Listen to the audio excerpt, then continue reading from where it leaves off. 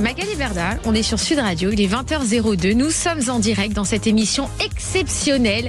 Cette émission, je me fais une pub, si vous saviez, j'ai les chevilles qui gonflent, vous n'êtes même pas prêts.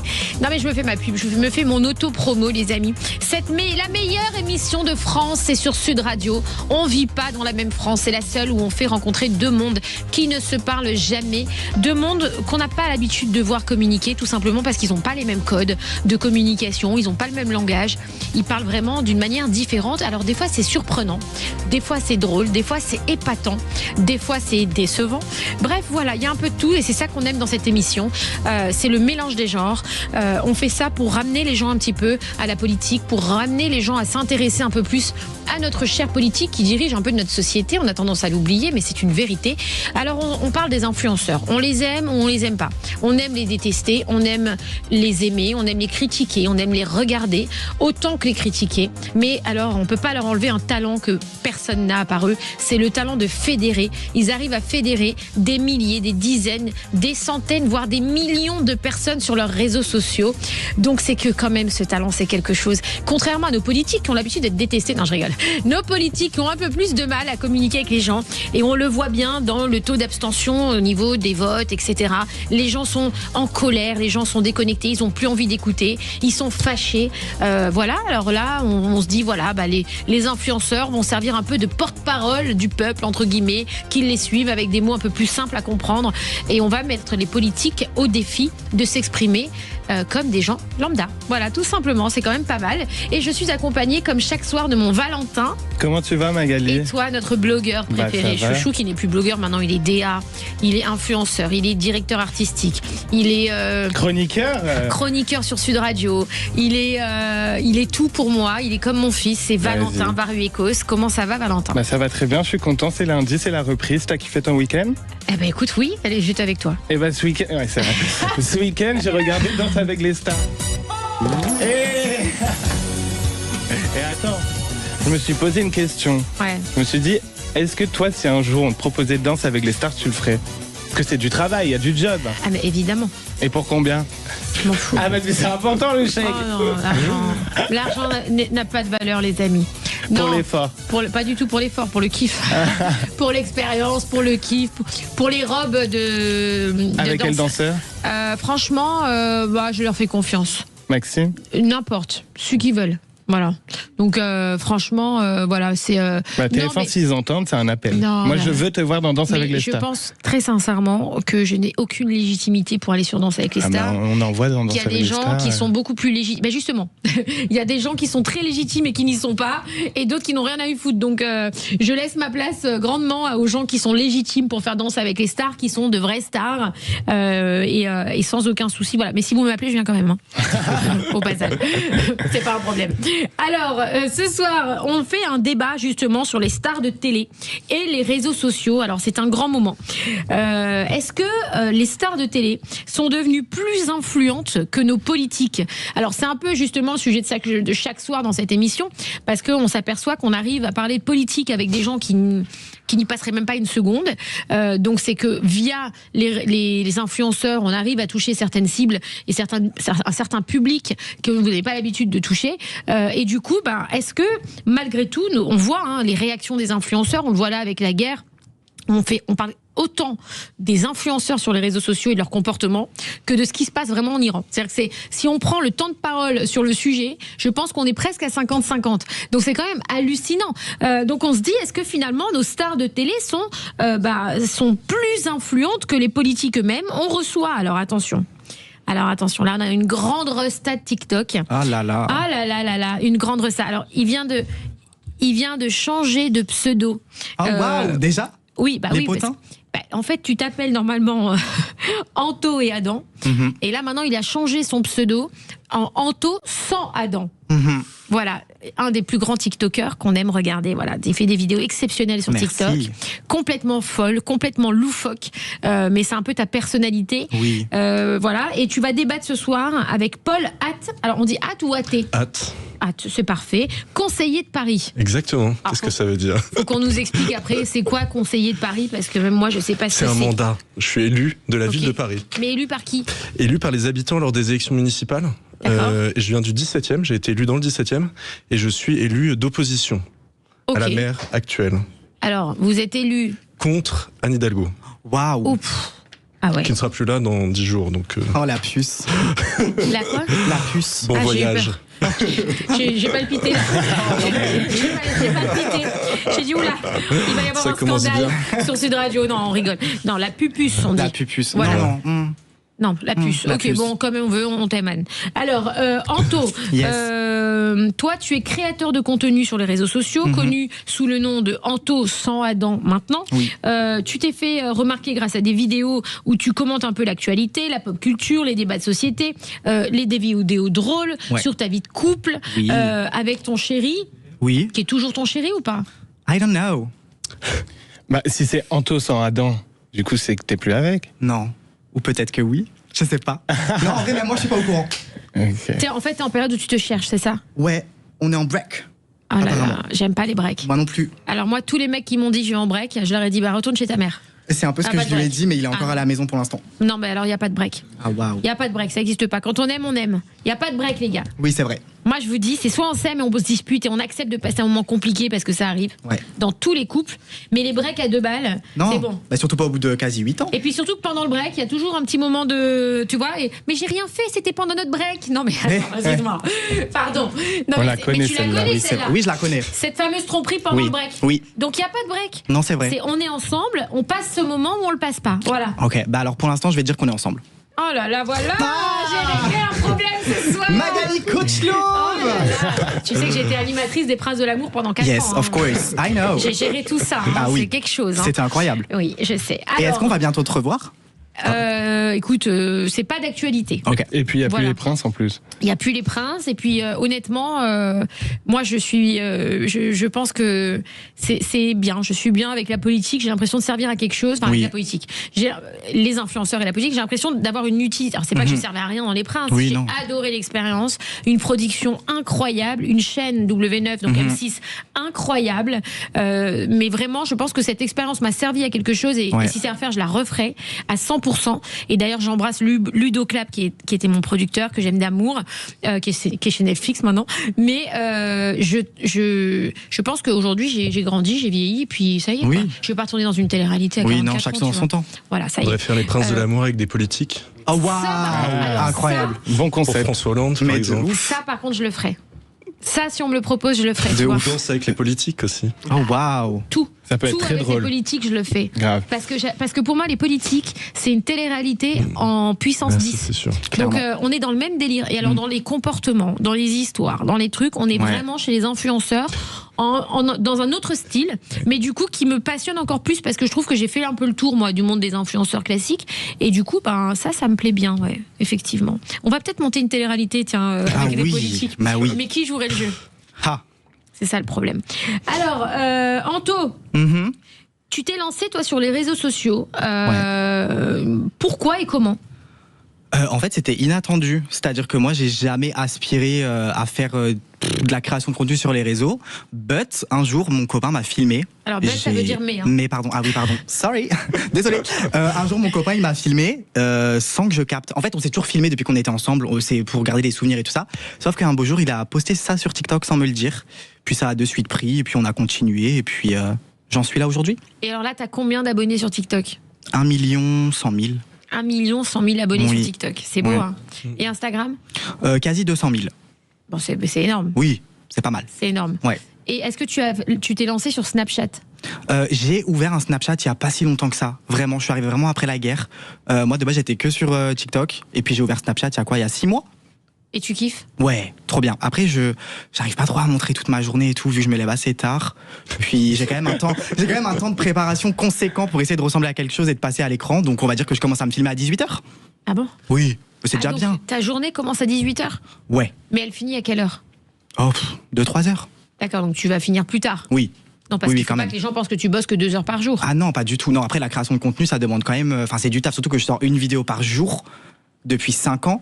Et c'est vraiment une vidéo tous les jours différente à chaque fois. Donc, il faut penser à ce qu'on va produire. Après, il y a le montage, il y a tout derrière, les hooks.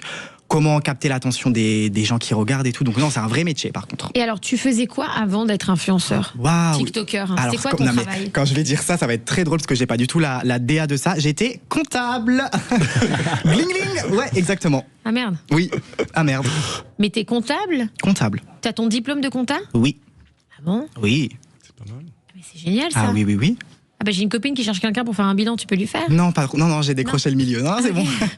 Mais t'es comptable? Oui, comptable. Bah tu vois, tu bouches un coin à tous les gens qui disent que les influenceurs n'ont pas de Oui. cerveau, que c'est la culture du vide. T'es comptable. Exactement, je suis comptable. Oui, et malgré que mes réseaux aient pété quand je faisais mes études, j'ai toujours dit que je termine mes études, D'accord. malgré que j'avais les réseaux à côté qui me permettent de vivre. Donc tu as terminé ton diplôme de comptabilité tout en étant connu. Mhm.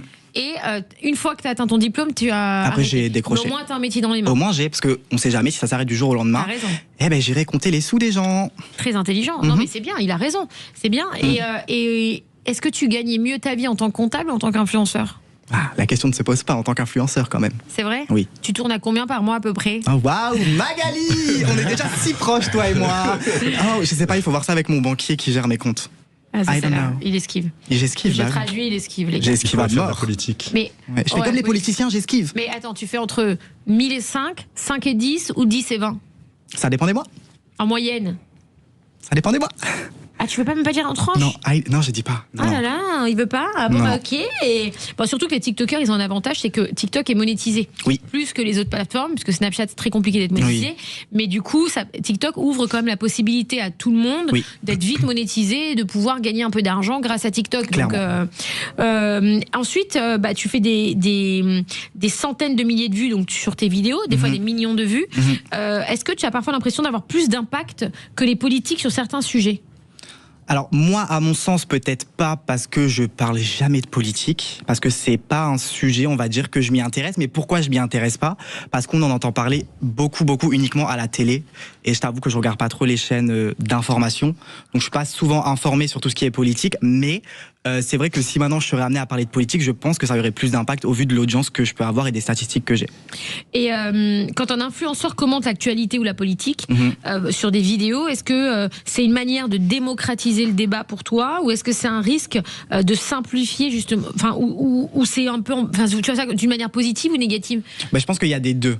Il peut y avoir du négatif parce qu'on sait déjà que rien que quand on s'expose sur les réseaux sociaux, on peut recevoir des critiques de n'importe qui et surtout vis-à-vis de n'importe quoi. Alors si en plus on va sur un sujet qui est très pointu, qui est très axé sur quelque chose, il y aura forcément des discordes et des gens qui vont plus penser oui, d'autres non. Donc je pense que en vrai c'est plus négatif de parler politique sur les réseaux sociaux quand on n'est pas du milieu. Parce que les gens peuvent directement penser qu'on prend parti ou alors justement qu'on va influencer notre audience à se diriger vers tel parti ou à penser d'une telle façon. Est-ce que les réseaux sociaux sont devenus aujourd'hui le vrai lieu de débat public pour les jeunes? Clairement. Clairement. Parce que tous les jeunes, ils sont sur les réseaux sociaux, ils sont pas à la télé ou ailleurs. Ouais, c'est ça. Alors, restez avec nous sur Sud Radio. On revient juste après cette petite pause. Il est 20h15 et on va accueillir Paul Hatt, conseiller de Paris. À tout de suite sur Sud Radio. Sud Radio. Sud Radio. Parlons vrai. Parlons vrai. Sud Radio. Parlons vrai. Sur une émission complètement orientée sur les influenceurs. Est-ce que nos stars de télé et des réseaux sont devenues plus influentes que les politiques? On reçoit pour débattre de ce sujet Anto Sans Adam, un créateur de contenu extrêmement connu sur TikTok, un des plus grands TikTokers, plus d'1 100 000 abonnés sur TikTok, plus de 200 000 abonnés sur Instagram, qui vient nous expliquer sa vision des choses par rapport à la prise de position politique de certains influenceurs et surtout par rapport au comportement des politiques. Est-ce que, en fait, voilà, tout ce qui se passe là en ce moment, on voit ce gros brouhaha sur les réseaux sociaux depuis, alors pas depuis la guerre, en fait j'ai envie de dire sur tous les sujets d'actualité, tous les sujets de société, il y a des débats qui viennent des influenceurs, qui enveniment ou pas les situations des fois. Et on parle de ce sujet en face de toi, Anto, avec Paul Hatt, qui est conseiller de Paris. Alors Paul Hatt, vous êtes élu au Conseil de Paris depuis 2020. Entrepreneur dans le numérique. Tout à fait. C'est magnifique ça. Ouais. Vous dirigez également une agence spécialisée dans le développement web, les applications mobiles et l'intelligence artificielle, installée dans le 18e arrondissement. Ah bon, on va pouvoir se parler. Je suis en train de monter une application avec l'intelligence artificielle. J'arrive pas à trouver de développeur. C'est magnifique. Je suis développeur. Ah bah c'est ça mon métier. magnifique, mais qu'est-ce que je l'aime déjà, il est adopté. Enfin non, j'avais un développeur, mais je cherche quelqu'un d'autre. Installé au Batignolles, C'est ça. vous présidez aussi le conseil de quartier, avec la volonté de renforcer la participation des habitants dans la vie locale. Au conseil de Paris, vous travaillez notamment au sein de la commission culture, patrimoine et mémoire, où vous vous intéressez aux enjeux du numérique et de la démocratie participative. C'est fou parce que quand je présente le politique, c'est pas du tout le même discours. Il y a C'est des chiant. mots que même moi je comprends rien. La démocratie participative. J'ai rien compris. Moi non Bah plus. ouais, moi non plus. J'ai absolument Ah, rien mais si compris. même lui, il n'a pas compris, purée. C'est vrai. Non, mais c'est le travail qu'on essaie de faire pour que les gens sachent ce que la politique fait et puis que les gens s'expriment aussi. Bon, alors en gros, vous faites quoi? Bah, en fait, non, au-delà de mon mandat, la question c'est comment est-ce qu'on, et c'est la question aussi du débat de ce soir, mais c'est comment on engage les gens dans la décision publique, comment on fait qu'ils viennent assister à des réunions qui les intéressent. Par exemple, quand on fait un conseil d'arrondissement, il y a quand même, par exemple, dans le 17e, 170 000 habitants, c'est la 11e ville de France. Quand on fait un conseil d'arrondissement qui est public, on a 5-6 personnes dans le public. Voilà, et c'est toujours les mêmes personnes, et on est très content de les voir. Et on a beau diffuser le conseil sur les réseaux sociaux, on fait 6-10 vues, on essaye de toucher les gens sur TikTok, on essaye d'aller sur tous les médias possibles. Et en fait, il y a quand même un sujet sur l'intérêt qu'ont les gens pour cette ancienne façon de faire de la politique, mais qu'on peut pas vraiment changer parce qu'il faudra bien faire des conseils à un moment donné, quoi. Bien sûr. Donc comment on fait savoir? C'est ça la démocratie participative, comment l'habitant il participe à la démocratie. Qu'est-ce qui vous a donné? Vous êtes très jeune quand même, vous avez quel âge? 32 ans, je suis plus si jeune. Je vieillis. 32 ans, conseiller municipal de Paris. C'est vrai, Ça va, ouais. Depuis 2020. Ouais, j'étais le plus jeune, Donc, je suis toujours. c'est quoi, ça 25? 26, ouais. 26 ans. Mais tout à fait. Waouh. T'as quel âge, toi, Anto? Moi, je donne plus mon âge, c'est fini. J'ai commencé le botox, je ne donne plus mon âge. C'est fini pour moi. On a une différence générationnelle. Mais t'es plus de 30 ou moins de 30? Non, moins de 30 quand même. Ah bah, Il est ça après va. 98, lui, je sens. Bah, il m'a vieilli, je vais refaire des injects demain. Non. Après 98. Ok, Avant. je suis un 2000, j'ai 26 ans cette année. Alors, qu'est-ce qui vous a donné, du coup, envie de vous lancer en politique à 26 ans? En fait, j'ai commencé en politique aux États-Unis. Je travaillais pour Ah le oui. Parti démocrate il y a 10-12 ans, Alors, quand j'avais Parti 20 ans. démocrate, c'est qui? C'était sous Obama. À l'époque, D'accord. j'ai fait sa campagne des midterms en 2014. J'ai travaillé donc 2 ans pour le Parti démocrate. J'ai travaillé au Congrès américain. Et quand je suis revenu en France, je me suis dit comment en France on peut essayer de moderniser la façon dont on fait de la politique, sachant que mon métier, comme je vous ai dit, c'est de programmer. Je suis programmeur. J'ai appris ça seul quand j'étais ado. J'étais passionné par ça. Et je me suis dit comment je vais essayer de mêler ces deux sujets, c'est-à-dire utiliser le numérique, la technologie, et l'utiliser au service de la politique. Donc comment faire que la politique, elle trouve une autre façon de s'exprimer. Et c'est comme ça que je me suis engagé auprès du maire, Geoffroy Boulard, dans le 17e. En 2017-2018, on a inventé plein d'outils de ce qu'on appelle le crowdsourcing pour aller demander aux habitants de remonter des informations. On a inventé des nouvelles méthodes pour aller envoyer de l'information de façon très localisée quand il y a des travaux au pied des gens, au pied de chez les habitants pour qu'ils aient des informations. Et donc on a mis tout ça en place, ça a marché. Et je me suis fait mon petit sillon pour entrer. Ouais, petit bonhomme de chemin. Voilà, Quoi. exactement. Bon, c'est une tronche, quoi. Une tronche, ça veut dire que c'est un intello. Ok. Parti aux États-Unis, il a fait Oui, de la non, mais politique c'est là-bas avec incroyable. Obama. Ouais. Mais j'aime sortir ouais, aussi, hein, j'ai des amis. Moi, je travaille dans un magasin de bijoux fantaisie, j'allais au Cap du Roi, à Saint-Tropez. Le caméléon. Oh là, tellement. C'est fou quand même. T'as quel âge, Valentin? 23 ans. Est-ce qu'à 23 ans, tu te verrais aux États-Unis en train de soutenir la politique? Maintenant, c'est Trump le président, mais à C'est l'époque, vrai. c'était Obama. Mais tu serais avec le président américain, toi? Non, moi je soutiens les candidats de télé-réalité, c'est déjà beaucoup. Alors si on m'envoie là-bas. Enfin, aux États-Unis, c'est comme une télé-réalité. Hein. Ouais, oui. J'ai fait du porte-à-porte avec Bill Clinton. Mais non. Si, ouais. Ah bah, il est dans la Ça sauce, crée- Bill. oui, Hein. c'est exactement. Ah là, il est dans la sauce. Ah ouais? Et il est sympa, Bill Clinton? C'est qui? Oui, J'allais dire, je connais pas. assez chic, ouais, assez classe, Ah ouais très poli. Voilà, après bon. Bon, là, il y il a est dans toutes une les sauce affaires qui, ouais. compliquée, là. Hein. Ça, j'y suis pour rien, je connais pas. Ah, Waouh. Pas vu, pas payé. Pas vu. Alors, donc vous avez travaillé sur l'ubérisation et l'impact du numérique sur la société. Est-ce que la politique risque d'être elle aussi ubérisée par les réseaux et les figures médiatiques? Ouais, j'allais dire c'est presque souhaitable parfois parce que on entend tellement d'élus parler pour ne rien dire. C'est aussi ça le problème de la politique. Vous prenez le Conseil de Paris, je ne sais pas si vous avez déjà eu l'occasion de voir quelques passages, mais c'est les moments où on entend souvent Anne Hidalgo se battre, envoyer des pics à Rachida Dati, c'est vrai, se disputer réciproquement. Et en fait, dans ce conseil, ça dure 4-5 jours par tous les 2 mois, et c'est une litanie. Vraiment, les gens parlent pour ne rien dire ou parlent pour s'écouter beaucoup. Et en fait, n'arrivent à percer le mur du son que ceux qui arrivent à faire du bruit, à faire des buzz, à dire faire du clash. Faire du clash. Donc c'est très compliqué. Et c'est vrai que aujourd'hui, je pense que avec les outils qu'on a, et la modernité, la technologie, tout simplement, on pourrait diminuer le nombre d'élus. Il y a quand même 550 000 élus en France. Wow. Un demi-million de personnes en France qui sont élues dans des conseils municipaux qui parfois sont pléthoriques, avec comme il y a du nombre, des gens qui sont pas forcément très bien payés dans certaines communes, des maires qui sont mal payés, qui ont du mal à faire leur boulot. Et quelque part, je pense que si on diminuait un peu le nombre, qu'on améliorait un peu la qualité de vie des élus et qu'on changeait un peu la répartition des pouvoirs, ça pourrait avoir un intérêt. Et on voit régulièrement les influenceurs lancer des débats politiques ou sociétaux qui deviennent viraux en quelques heures. Donc des débats de société. Moi, je pense qu'il y a des influenceurs qui sont capables de lancer un vrai débat de société, alors que des politiques qui travaillent sur des propositions de loi n'y arrivent pas. Enfin, on le voit. Alors, il y en a qui arrivent, mais ils galèrent, alors qu'un influenceur peut lancer un mouvement en claquant des doigts. Est-ce que la démocratie doit s'adapter à cette nouvelle forme d'influence ? En fait, je vais vous donner un exemple. Au début de mon mandat, j'ai beaucoup lutté contre la prolifération des rats à Paris. Vous avez dû entendre parler des rats à Paris. Oui. Et en fait, j'ai monté plein d'idées. J'ai essayé de mettre en lien des associations, des entreprises qui dératisent, etc. Et le moment où ça a buzzé, et que c'est devenu un sujet énorme dans l'opinion publique, c'est que j'ai expliqué qu'il fallait que la mairie de Paris, qui est propriétaire des logements sociaux, dératise dans les logements, dans les sous-sols. Et une élue de la mairie de Paris m'a répondu en disant on ne le fera pas, et puis vous dites le mot rat, qui est connoté négativement, il faut utiliser le mot surmulot. Et en fait, ça a pris une ampleur énorme, parce que le mot surmulot est devenu à buzzer. Et c'est marrant, parce qu'on se dit, ça fait des années qu'on fait des propositions concrètes qui ne passe pas le mur du son, et d'un seul coup un mot et ça sort. Et c'est vrai qu'il y a des moments où on est content parce que ça nous touche, et c'est un peu décevant aussi. Par exemple, quand on va se mettre à regarder des débats sur BFM TV, CNews et autres, c'est très rare de voir des gens sur Sud Radio. Évidemment. Exactement, si on les regarde.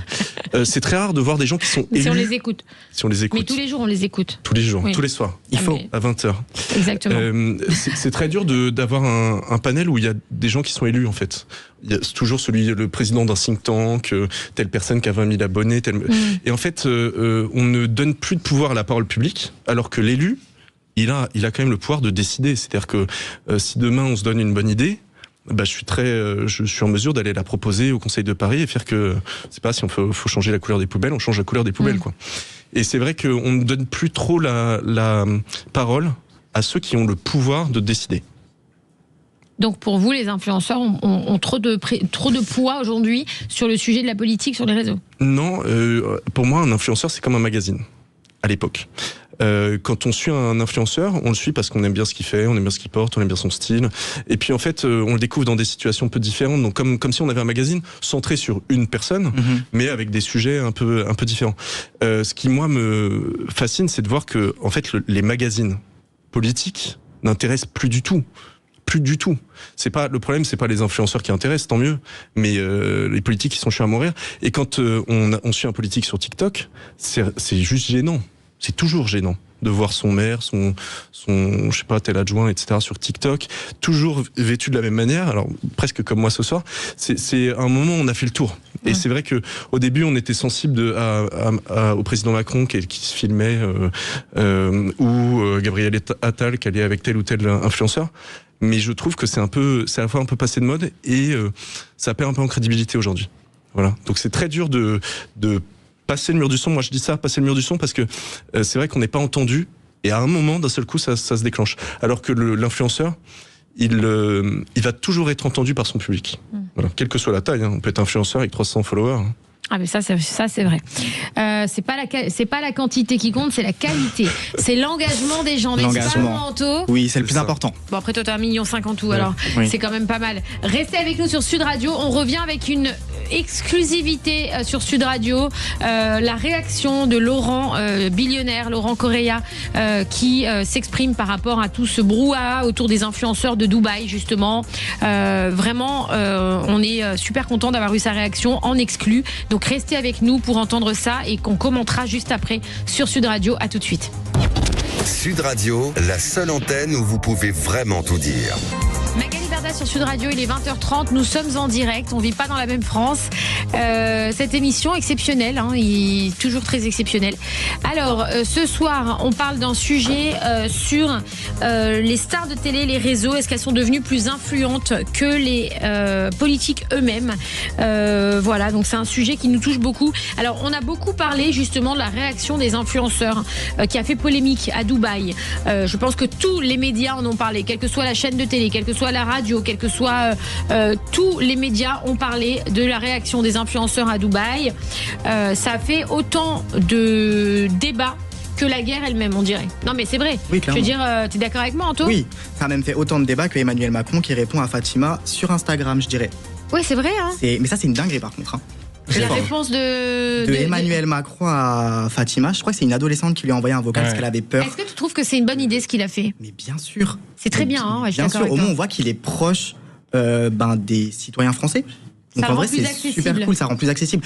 Je pense honnêtement que c'est le seul président au monde, je veux pas m'avancer, parce que voilà, qui a répondu à quelqu'un sur Instagram, en DM Instagram. Je trouve ça dingue. Ah, c'est ouf. C'est vrai, il a raison. C'est des très bonnes techniques de communication. Est-ce qu'il a changé d'équipe pour toi ou est-ce que c'est... J'aimerais bien savoir si c'est lui qui a eu envie de le faire ou si on lui a conseillé de le faire, voilà. tu vois. Ouais. Ça serait intéressant de savoir. On va se renseigner, on va mener une petite enquête. Mais tu as totalement raison. Alors, je sais pas si tu as vu donc tout ce qui s'est passé à Dubaï, la prise de position, tout plein d'influenceurs qui ont dit au départ ils ont peur de Dubaï, finalement ils sont bien à Dubaï. Alors oui et non parce que on a entendu beaucoup Maëva Guénam se plaindre et hurler. Mais sinon les autres influenceurs, ils ont jamais, la plupart ont tenu un discours plutôt très très correct depuis le début jusqu'à aujourd'hui. On entend toujours les mêmes hurler. Oui, Valentin. D'ailleurs, j'ai une petite question de Marine pour Anto. Dis-moi. Sur les réseaux. Elle nous dit, as-tu déjà pensé à partir dans un autre pays style Dubaï ou autre pour la sécurité comme disent tous les influenceurs? Non, pas du tout. Moi, je me sens très très bien en France. J'ai emménagé à Paris depuis septembre, donc c'est tout récent. J'adore la France, j'adore la vie parisienne. Et puis, après, moi, je suis né comme ça. Je trouve ça normal si on gagne bien notre vie. Eh ben, écoute, on paye des impôts et des taxes qui sont après redistribués aux personnes qui en ont besoin. Et puis voilà, et on a quand même la chance d'avoir une sécurité, que ce soit une sécurité avec la police ou une sécurité avec la santé. Je veux dire, en France, on est quand même pas du tout à plaindre. Mais vraiment pas. Alors, on va entendre justement la réaction de Laurent Billionnaire. Laurent, comment... D'abord, on va entendre Arnaud, il va nous parler de la guerre et de la situation, comment il la vit, la guerre à Dubaï. Voilà, exactement. On t'entend là ou tu me parles comme moi dans l'oreille? On m'entend. Voilà, je sais pas si Winnie participe à l'émission maintenant, c'est génial. Je vais t'aider un petit peu. Viens avec nous, Winnie, à côté là. Qu'est-ce que tu fais? Vous connaissez pas Winnie? C'est une star. J'arrive. Voilà, c'est une star de la régie, de la production, etc., etc. Assistant, tout producteur, Mathieu Delormeau, voilà. etc. Le nom est lâché. Voilà.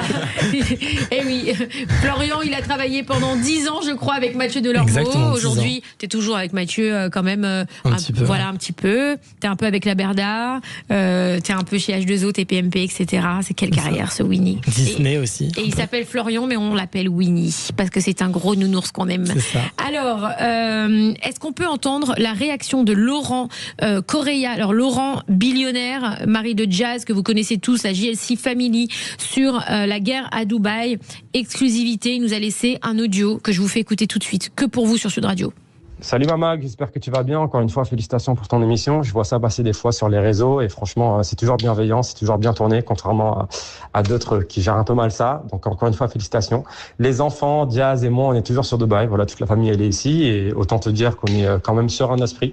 Même si oui, c'est vrai, il y a des missiles au-dessus de notre tête, il y a des débris qui sont tombés. Il faut quand même parler des faits, en fait, des faits qui sont réels. Et c'est vrai que moi, je suis pas là pour dramatiser une situation, comme à l'inverse, je suis pas là pour étoffer la situation qui est quand même réelle. On est au milieu d'une guerre. guerre que les Émirats Arabes Unis ne s'attendaient pas à être à l'intérieur. Même, je pense, tous les autres pays que l'Iran ont pu attaquer, je pense qu'ils ont été tous un peu surpris. C'était pas une guerre qui était prévue. Donc, moi, je me concentre sur les faits. C'est vrai qu'il y a beaucoup de choses qui se disent sur Internet, il y a beaucoup de vidéos qui passent, et beaucoup de gens, beaucoup d'influenceurs, comme d'autres personnes qui partagent et qui dramatisent la situation parce qu'ils partagent de fausses informations. Ici, en tout cas, sur place, moi, ce matin, je suis allé à mes rendez-vous, je suis allé à la salle de sport, je suis allé au coiffeur même, je suis allé à la piscine de mon quartier, qui est une belle communauté où tout le monde vit, où les restaurants sont ouverts, la restauration vit. Enfin, personne s'est arrêté de vivre, en fait. Concrètement, si on se base sur les faits, le gouvernement, l'armée des Émirats Arabes Unis ont super bien géré ce qui se passe. Alors, on entend Laurent qui nous explique que personne s'est arrêté de vivre. Il a fait sa séance de sport aujourd'hui. Tout va bien. Il a été chez le coiffeur. C'est très chic. Hein. On adore la vie de Laurent. On adore. Mais du coup, est-ce que pour toi, Anto, quand tu as vu la réaction donc de certains influenceurs, je dis pas de tous à Dubaï, est-ce que ça fausse aujourd'hui la vérité? Et bien sûr, complètement. Moi, je pense que certaines personnes, et c'est triste à entendre, mais se servent de sujets comme ça pour faire du buzz, pour réaugmenter leurs stats et pour un peu être au vu du public. Et je trouve ça grave quand même. Et faire du placement de produit. Mais oui. Donc pour toi, c'est complètement buzz. Mais bien sûr que oui. On parle par exemple de Maëva Guénam. Entre autres, sans citer de nom. Mais oui, clairement, on parle de Maëva Guénam. On la voyait plus depuis longtemps et puis là, on la revoit, quoi. Elle était là tous les jours quand même. Hein. Oui, enfin, moi je la voyais pas, mais pour toi, quoi. Hein. On la voyait beaucoup moins qu'avant. Exactement. Ah oui, et depuis ça, moi je la vois tous les jours sur TikTok. C'est bon, j'en peux plus. Donc pour toi, c'est calculé et bien sûr, c'est calculé. Donc, est-ce que c'est dangereux finalement que certains influenceurs prennent la parole sur des sujets d'actualité qui sont, ou est-ce que c'est la liberté d'expression? C'est la liberté d'expression. Même moi, j'ai ma liberté d'expression sur mes réseaux sociaux. Après, c'est à chacun de poser ses limites et de savoir de quoi parler, de quoi pas parler. Ça, c'est chacun qui juge pour lui-même. Tu trouves qu'elle a tort? Je dirais pas qu'elle a tort, mais je trouve que c'est peut-être un peu too much. Ouais. Voilà. Mais ça fait paniquer des gens. Oui, forcément. Après, ça fait paniquer des gens. Peut-être ça va faire paniquer les gens qui sont à Dubaï, mais peut-être pas les gens qui sont en France. Je sais pas. Il y a beaucoup de gens qui sont paniqués parce que ils suivent Maëva et qui pensent que ce qui se passe là-bas, ça peut nous arriver chez nous. Oui, ça c'est sûr. On sait pas de quoi demain est fait. Ça peut nous arriver. Alors, on a un autre audio de Laurent. On écoute tout de suite. Je parle juste mathématiques et je regarde ce qui se passe. Moi, j'ai quitté la France. On a quitté la France avec Jazz, avec la famille, parce qu'on s'est fait séquestrer. J'avais fini mes études. Toi-même, tu sais que le milieu de l'influence a super bien décollé. On a super bien marché. Et on s'est fait séquestrer en France, à Aix-en-Provence, proche de Marseille. Et forcément, Dubaï, c'est le premier pays où on est parti. Et finalement, je me suis retrouvé comme à la maison. C'est vrai que c'est un pays où, oui, on ne paye pas d'impôts. Et encore, il y a des impôts sur place pour ceux qui ont des sociétés. Même s'ils ne sont pas énormes, on ne paye pas d'impôts, parce que ça, c'est le premier truc que tout le monde dit. Mais au-delà de ça, ce qui est plus important, et nous, ce qui a été notre raison principale pour pourquoi on est venu ici, c'est que on se sent en sécurité. On se sent en sécurité et ils ont fait en sorte qu'on se sente chez nous. Chose qui est dingue, parce qu'au début, on n'aurait pas dit, mais finalement, avec les années qui sont passées, on se sent chez nous. On a des assets qui sont ici. Moi, j'ai énormément d'immobilier, comme tu peux le savoir. On a des business qui tournent ici. Et on a très bien réussi ici, parce que le pays aussi nous a toujours aidés à avancer dans cette lancée-là. Je pense que c'est un peu ce gouvernement, ce leadership, la manière de penser qu'ils ont, d'être toujours les meilleurs, d'être toujours les numéros 1, etc., d'aller toujours de l'avant, en fait, qui donne aux citoyens qui habitent dans le pays, et ils nous mettent vraiment à l'aise, surtout sur ce côté sécurité. Et quand tu as des enfants, et toi-même tu le sais, c'est tellement important avec les drames qui nous entourent de la vie du quotidien. Donc oui, clairement, moi, les Émirats Arabes Unis, surtout la ville de Dubaï, m'a donné beaucoup plus que le pays où j'ai grandi, qui est la France. Alors, les Émirats Arabes Unis m'ont donné beaucoup plus que le pays où j'ai grandi, qui est la France. Moi, je sais, et je me souviens, effectivement, ils ont été séquestrés. Okay. C'est même moi qui avais fait l'annonce, en fait, le communiqué de presse, à l'époque. Okay. C'était un traumatisme. Il leur arrivait pas que ça. Ils ont eu plusieurs séquestrations, tentatives d'agression, etc. Plusieurs. Donc, effectivement, est-ce que tu peux comprendre, Anto, ces influenceurs? Alors moi, ce que j'aime bien chez Laurent, c'est qu'il l'explique très bien et qu'il l'assume. Et que quand on l'entend, on n'est pas... parce qu'il y a des influenceurs peut-être qui font de la provoque et qui sont... Donc forcément, les gens sont blessés et on en vient à les détester parce que... parce qu'on se sent rabaissé, peut-être, tu vois. Et puis on croit plus forcément en ce qu'ils disent pour certains. Mais après, dans ce qu'il explique lui, ça s'entend ce qu'il dit. Enfin, ça s'entend. Il a ses raisons comme d'autres ont eu leurs raisons. Après, moi, je suis le genre de personne, je me dis, tant que j'ai pas été dans cette situation, je peux pas savoir ce que j'aurais fait. J'ai jamais été victime de homejacking, de cambriolage ou de ce que tu veux. Donc, en soi, je peux pas forcément dire ce que moi j'aurais fait à leur place. Il est possible que si j'avais vécu la même situation que Laurent, j'aurais une porte comme lui qui s'est ouverte à aller à Dubaï, eh ben go. Ouais. On peut pas savoir. Donc tu peux comprendre. Moi je le comprends. Et puis il explique. Enfin moi ce que j'apprécie quand même chez lui aussi, c'est le fait de dire et c'est pas faux. À Dubaï, moi je suis française, je suis résidente française, je suis française tout court, je me pas résidente, je suis française, j'habite en France, je n'ai jamais été exilée fiscale de la France, même si j'ai vécu pendant 1 an à Dubaï, donc je peux parler aussi même de mon expérience personnelle, mais c'est vrai que quand tu fais du business et quand tu as envie de grandir, est-ce qu'en France on t'aide à grandir, comme il l'explique très bien, est-ce qu'on te pousse vers le haut, ou est-ce que c'est compliqué et du coup pour des gens qui sont très carriéristes et qui ont envie d'évoluer, et on peut pas enlever un être humain d'avoir envie d'être d'évoluer ou de reprocher à quelqu'un d'être carriériste. Je veux dire, clairement. On se lève le matin, c'est tous pour quelque chose, c'est tous pour réussir. Enfin, je pense. Après, je peux me tromper, mais est-ce que la France, pour toi aujourd'hui, Anto, et après je donnerai la parole à Valentin, est-ce que pour toi la France est un pays qui nous donne l'opportunité de grandir et d'évoluer et qui vous pousse vers l'avant, vous les carriéristes? Sur certains points, je vais te répondre que oui, mais sur d'autres, non. Je vais ressortir mon ancienne casquette de comptable. Je trouve qu'en France, malgré tout, on est surtaxé.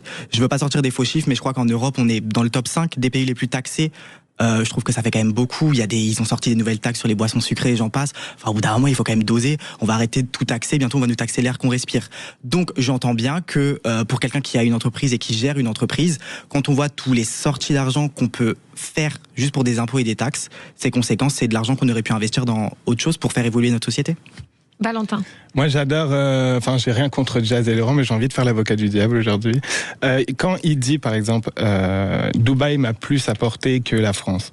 Ok, je suis d'accord. Mais principalement, c'est qui a acheté tes placements de produits? C'est qui te suit? Mais ça, il le renie pas. Non, mais tu peux pas dire ça comme ça. Je suis désolé. Alors que là, t'as ton émission en France sur ta famille, comme les Kim Kardashian, mais en France. C'est les Français qui te suivent. C'est les Français qui t'ont soutenu depuis le début quand t'avais rien, quand t'avais zéro. Toi aussi, t'as beaucoup fait partie parce que bon, faut le dire.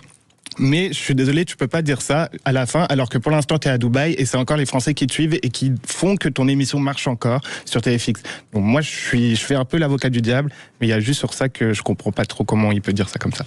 Après, pour répondre, parce que je connais quand même très bien Laurent, depuis ses tout débuts, je pense que j'ai connu Laurent avant même qu'il soit connu.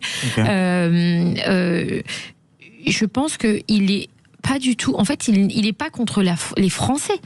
Il n'est pas contre les Français, il est contre un système qui ne l'aide pas à évoluer. En fait, il dit juste qu'il se sent plus à l'aise là-bas, au niveau de la sécurité et au niveau de sa carrière, parce qu'il arrive à se développer, qu'on l'a mis à l'aise et qu'on l'aide à grandir. Et c'est ce qu'il ne trouve pas en France. Mais ça n'a rien à voir. Un système d'un gouvernement n'est pas la même chose que le peuple français. Enfin, c'est deux choses différentes pour moi. C'est deux organes différents. Non, j'ai pas dit qu'il avait critiqué les Français, attention. Oui, je sais, mais je fais juste l'avocat du diable. Non, et c'est une réponse qu'on trouve sur les réseaux aujourd'hui de la part de plein de gens. Ce que tu dis, donc, c'est bien qu'on en parle, parce que ça donne une réponse peut-être. Mais ils ont investi dans l'immobilier en France. Chaque année, ils reviennent en France. Ils ont leur famille en France. Enfin, la maman de Jazz, elle habite ici. Sa sœur habite ici. Enfin, je veux dire, eux, je pense qu'ils sont français, mais qui sont plus à l'aise aujourd'hui avec le gouvernement et la manière de fonctionner du pays. Mais je pense qu'ils sont très attachés au peuple français, parce que je vois pas du tout comme une critique. Je sais pas ce que vous en pensez, nos auditeurs. Vous pouvez commenter, réagir bien évidemment sur nos réseaux sociaux. D'ailleurs, j'ai une petite info. Il y a Jazz qui est en colère. Elle est en colère car pour elle, la télé utilise leur image pour parler du conflit de Dubaï. Donc là, elle est en furie en ce moment. Ah Jazz, elle est en furie. On peut en parler après. On en parle après, juste après la pause sur Sud Radio. À tout de suite. Sud Radio. Sud Radio. Parlons vrai. Parlons vrai. Sud Radio. Parlons vrai. Sud Radio. Il est 20h44. Nous sommes en direct sur Sud Radio. C'est génial. Est-ce que c'est déjà arrivé en France, ça, ou pas, Max? Franchement. Je pense pas. Un animateur d'émission qui dit oui allô? Non, oui allô.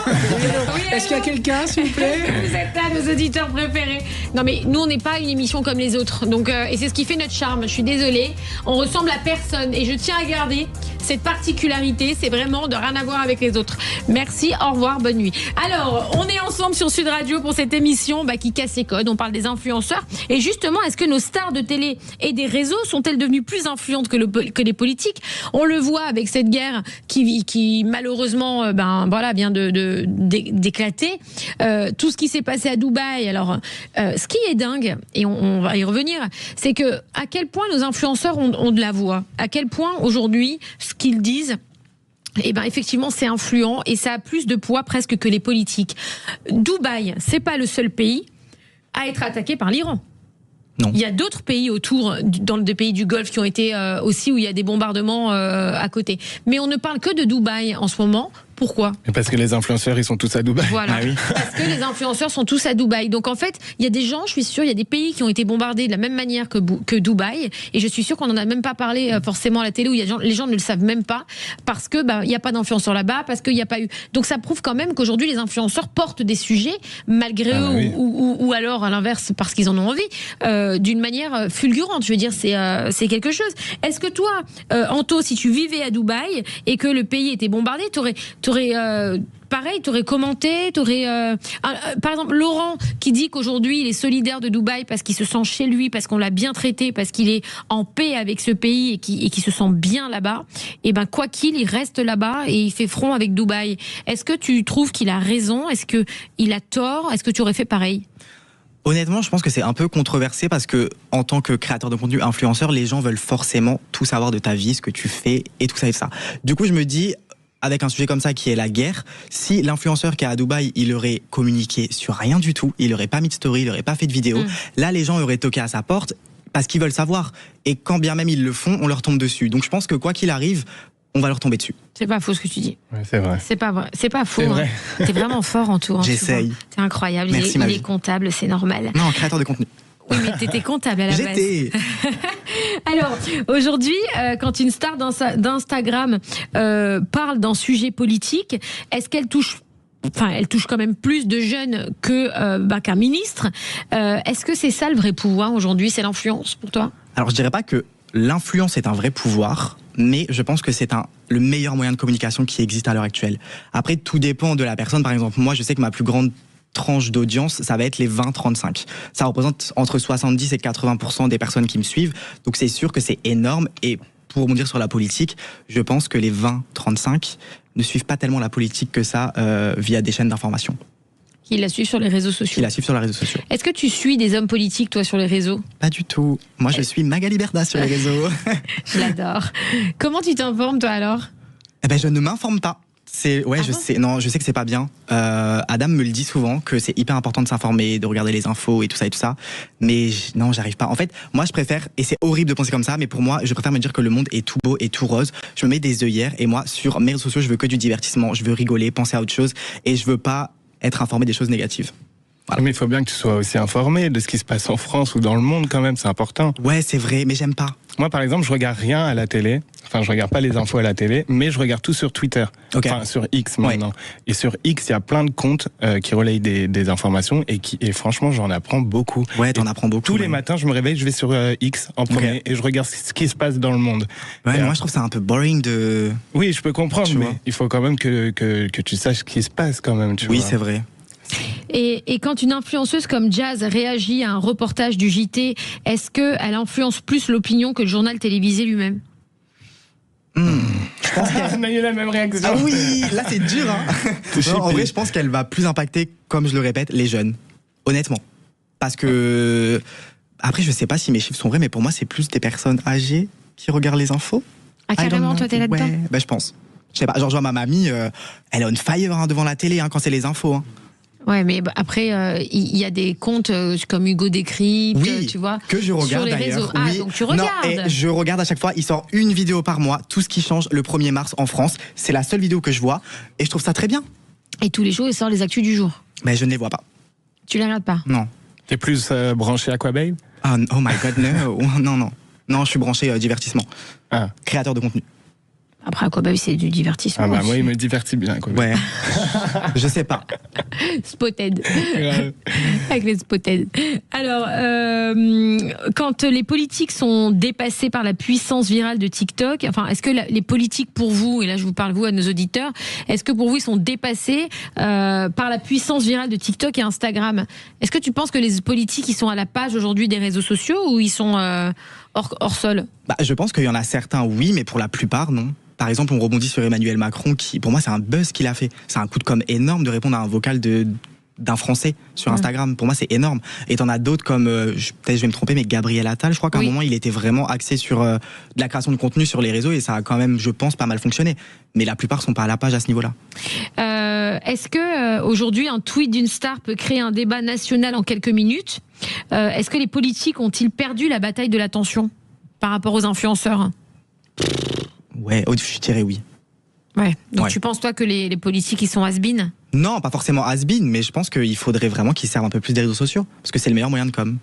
Et toi, Valentin, tu penses quoi en tant que jeune aussi des réseaux sociaux? Je pense comme lui, je pense qu'il faut se servir à fond des réseaux sociaux parce que maintenant tout le monde est connecté en vrai, branché sur les réseaux sociaux. Bien sûr. Moi, le premier, je m'informe que sur les réseaux et je regarde plus trop la télé. Et d'ailleurs, si tu regardes bien, même par rapport à des émissions télé, ce qui cartonne en ce moment, c'est sur le streaming, sur les applications de télévision. Clairement. C'est là où ça marche. Les gens sont plus branchés en rediffusion ou sur le portable qu'à la télé. Alors, on va passer maintenant aux questions Flash and Cash. Oh, wow. Les questions Flash et Cash. Alors, les questions Flash and Cash, c'est des questions directes, Ok. rapides, efficaces. J'ai le strack là. Non, ça va aller. Waouh. T'entends le jingle ou pas là? Oui. Ok, super. Alors, après le procès lié à la mort d'Elisa Pilarski en 2019, la justice doit décider du sort de Curtis, le pitbull accusé d'avoir causé les morsures mortelles. Donc, il y a un pitbull... Attends, juste, c'est qui cette dame? Alors, il y a un pitbull qui a mordu Elisa et qui a tué Elisa. Okay. Le chien enfermé depuis plus de 6 ans risque l'euthanasie. Mais une pétition réunissant des milliers de signatures et plusieurs associations propose de l'accueillir dans un refuge sécurisé. Okay. Après 6 ans enfermé, faut-il vraiment euthanasier Curtis ou lui donner une seconde chance dans un refuge sécurisé? Mais non, il faut lui donner une seconde chance. On donne bien des secondes chances à nos ex, on peut le faire aux chiens également, je pense. C'est important. Et surtout, non mais vraiment. Et peut-être qu'on ne connaît pas la situation, mais peut-être que le chien n'était pas en laisse ou je ne sais quoi. Alors c'est surtout, moi, ce qui me semble hallucinant, c'est que la peine de mort est interdite en France. Mais oui, et pourquoi sur les animaux? Et qu'un humain qui tue un autre humain, oui. On le tue pas, on le met en prison. Bah oui. Donc il faut de l'équité, autant pour les humains que pour les animaux. En Guadeloupe, on dénonce le prix des produits du quotidien. Jusqu'à 60... Alors on a fait une émission là-dessus qui était super intéressante. Dans les dom-toms, les prix sont hyper plus chers qu'en France. Enfin qu'en France, pardon, que en métropole. En métropole. Jusqu'à 61 euros, un paquet de couches. Ouais, c'est une dinguerie. Bien plus cher qu'en métropole. Une situation qui relance le débat sur le coût de la vie dans les territoires d'outre-mer, dont on a parlé plusieurs fois ici sur Sud Radio. Comment parler de relance de la natalité quand certains parents doivent payer 61 euros pour un paquet de couches? C'est impossible. C'est impossible. Qui va payer 61 euros pour des couches? C'est beaucoup trop. Pour le 8 mars, un artiste a installé une armure sur le buste de Dalida. Tu vois qui c'est Dalida? Oui, moi je veux mourir sur scène. Exactement. Oh wow, The Voice. Alors donc, je répète, un artiste a installé une armure sur le buste de Dalida à Montmartre afin d'empêcher les touristes de toucher sa poitrine. Ah oui, non mais oui. Un geste devenu une habitude depuis des années. L'action veut dénoncer la banalisation des gestes déplacés envers les femmes. Faut-il protéger les statues comme celle de Dalida ou est-ce simplement une tradition touristique inoffensive? Non mais c'est même pas que protéger les statues, il faut protéger les femmes en général. C'est tout. Donc pour toi, c'est bien. C'est inconcevable et c'est très bien ce qu'ils ont fait, mais bien sûr.